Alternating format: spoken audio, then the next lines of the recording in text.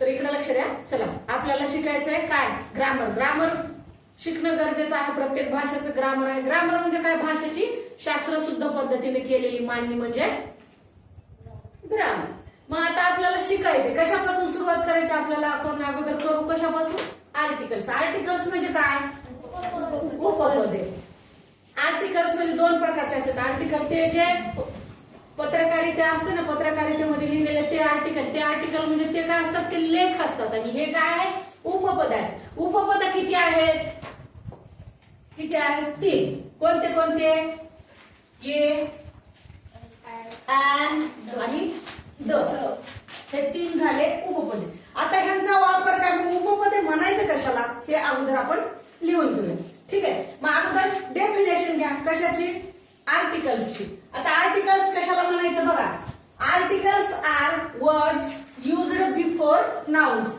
कशापूर्वी नामापूर्वी वापरले जाणारे शब्द म्हणजे कोण उपपदे. नामापूर्वी वापरले जाणारे शब्द म्हणजे काय उपपदे. Articles are word used before nouns. कुठं वापरले जातात आर्टिकल्स कुठं वापरले जातात बिफोर नाउन्स.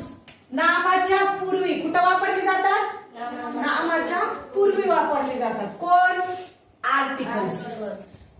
किती आहेत 3 ए अँड द. चला दुसरी एक व्याख्या लिहून घ्या. Articles tell us more about the nouns. Articles माहिती सांगतायत. कशी माहिती सांगतायत अधिक माहिती. अधिक माहिती कुणाविषयी नामाविषयी. नामाविषयी अधिक माहिती देतात कोण उपपदे. माहिती देतात पण कुणाविषयी नामाविषयी. कशी माहिती देतात अधिक. अधिक म्हणजे जास्तीची.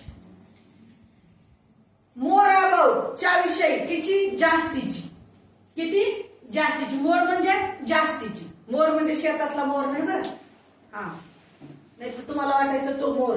ठीक आहे. बघा उपपदे ही कशाविषयी माहिती सांगतात जास्तीची माहिती किंवा अधिकची माहिती कोणाविषयी सांगतात नामाविषयी. ठीक आहे. मोडू लिहून घेतलं का सगळ्यांनी हो झालं नाही.